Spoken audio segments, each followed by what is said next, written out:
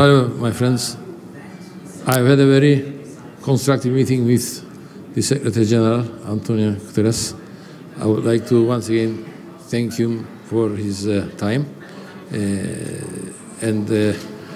I obviously expressed my position once again about our insistence on sovereign equality and equal international status of the Turkish Cypriots, that in Cyprus we have had our own state now for more than 60 years, and if there's going to be any serious formal negotiations, we should have our sovereign equality and equal international status reaffirmed or re-acknowledged, because we have these vested inherent rights emanating from the 1960 Constitution of the Republic of Cyprus. These are the basic facts of Cyprus, and therefore we have repeated our position that we don't intend to resume negotiations where they were left off in Crans-Montana. All those opportunities have been exhausted, and we have a new policy. And obviously, Angela Mario Hooligan Scholar, as you know, personal envoy of the Secretary General, she has today completed her 3 months, because today is 5th of April. She started her job on 5th of January. 3 months is over. She has visited us twice in these 3 months. She is coming back again in May. Obviously, she is a very determined lady, and she's exploring whether there's common ground or not. Up to now, as we all know, and Mr. Secretary General has confirmed this, that there is no sign yet that there is going to be a common ground. Therefore, we will see how she will continue her assignment until it's completed at the end of the job, when 6 months is completed. But we are obviously in full cooperation with the Secretary General's personal envoy. Once again, I took this opportunity to bring to the Secretary General's attention that the Turkish Cypriots are very frustrated about the embargoes and isolations still imposed on us by the international community, which is very unfair for the Turkish Cypriots to be obstructed and to be impeded from economic development and growth, because we cannot have direct trade, we cannot have direct flights, we are under embargoes, and we are basically prevented from meeting other institutions and world leaders because we are embargoes and isolations. In a way, there is an invisible hand to stop our visibility, that the Turkish Cypriots, as if we don't exist, we don't have a state, and we are part of the Republic of Cyprus. That kind of impression somewhere, which is absolutely unacceptable.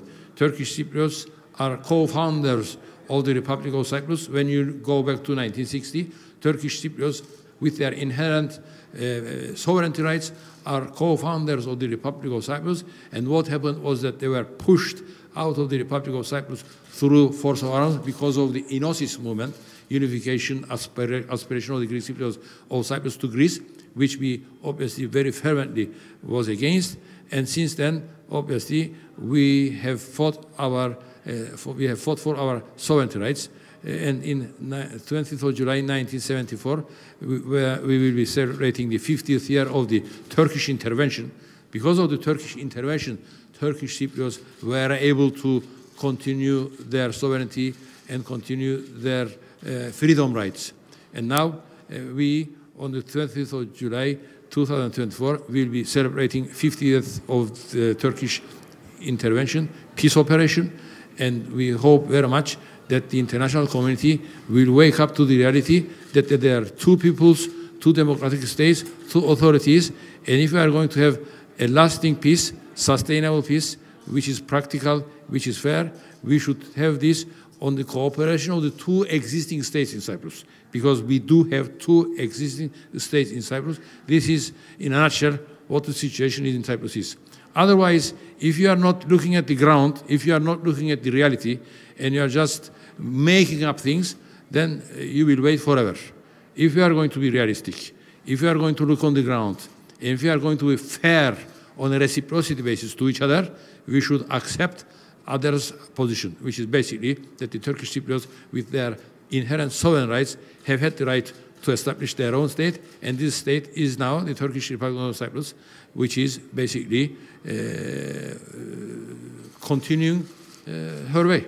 Thank you very much. Any questions? Did the Secretary General present you any new ideas that you haven't heard in the past, and what the next steps will be? Obviously, we have outlined our position to the Secretary General. There have been a few discussions about how the envoy can develop her studies and her assignment. We will see when Holgin Koylar comes back what she will say to us, what she will propose about her engagement. We will see when she comes to visit us in May. Sure. Thank you very much, Mr. President. I'm Şerife Çetin from Anadolu, and I'd like to ask you a question about the isolation and the embargo that you've mentioned that the Turkish Cypriots have been subjected to for years. During your meeting with the Secretary General, did you receive any signals regarding how these isolation or embargoes may be lifted? And what kind of role do you think the United Nations could play in this sense? Well, I have obviously brought this very frustrating matter to his attention.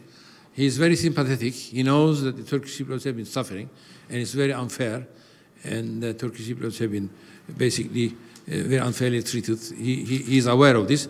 But as far as what he can do about that, it's not so easy, because there are decisions taken way back in 1964 in this very building that the Republic of Cyprus is the only counterpart, and they are fully recognized. And until a solution is found to the Cyprus problem, Republic of Cyprus will be considered as if they represent the whole of the island, which they don't.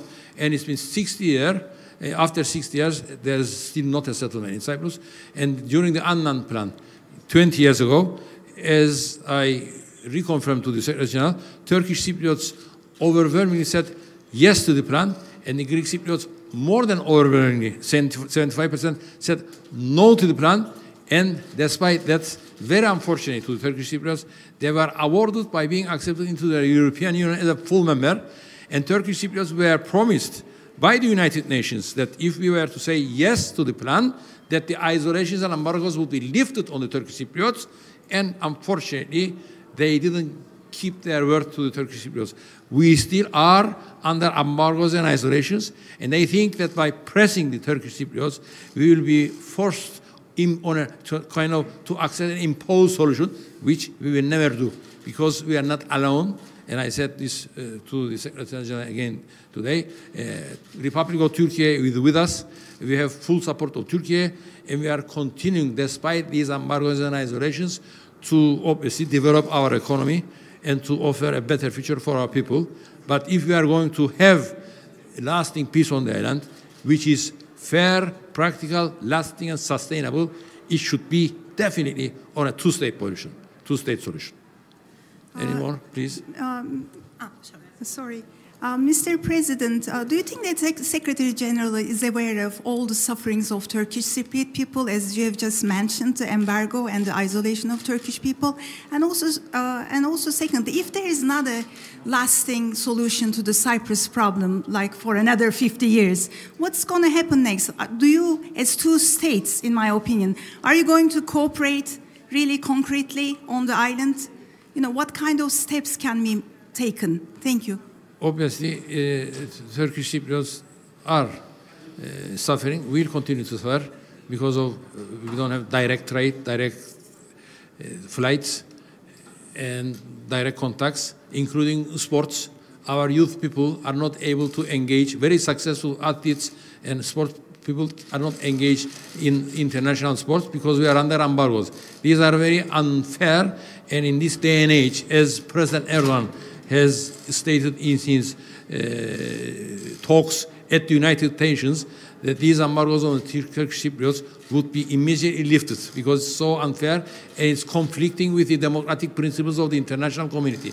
However, we are still suffering. Despite this, we will continue our endeavors to develop our economy, to develop the Turkish Republic of Northern Cyprus, the Turkish Cypriot state in the north, and see what happens in the future. And we obviously, because of our good intentions, would expect the international community at one point to reconsider their approach.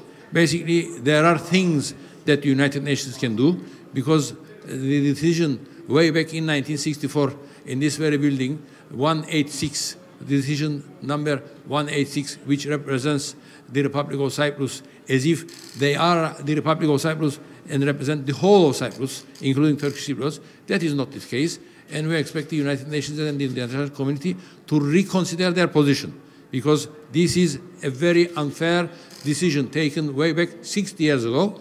But at the time when the decision was taken, it was expected that the solution to the Cyprus settlement would be achieved in a few years' time. This was not achieved and still has not been achieved. It's been 60 years. And the reason why this settlement has not been achieved is not because of the Turkish Cypriots. It's because of the Greek Cypriots, because they've had the upper hand. They are continuing to enjoy or abuse their position because they are treated as the Republic of Cyprus, as it were the government for the whole of the island. And 20 years ago, in 2004, despite saying no to the comprehensive settlement program, Annan Plan, despite saying no, they were awarded by taken into the European Union. This is the basic elements of the Cyprus problem that still continues. So we will continue our struggle, and we will expect the international community to reconsider their approach to the Cyprus issue, and obviously look at the Turkish Cypriots once again, so that we can see how justice can be reconstructed. I'm Georgia Garantzioti. I'm asking on behalf of Cyprus News Agency, would you participate in a meeting with Secretary General's personal envoy and Cyprus President Christodoulidis? Do you agree? Well, you see, I've made the point several times that the position of Christodoulidis, my friend Nikos Christodoulidis, his position is that he basically wants to resume negotiations from where they were left off at Crans-Montana.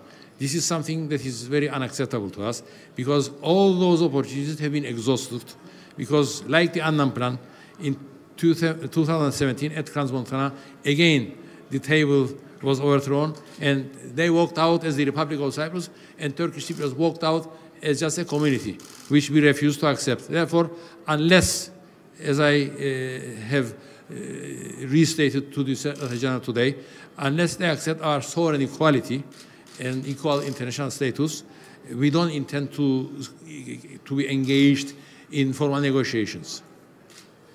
Thank you very much.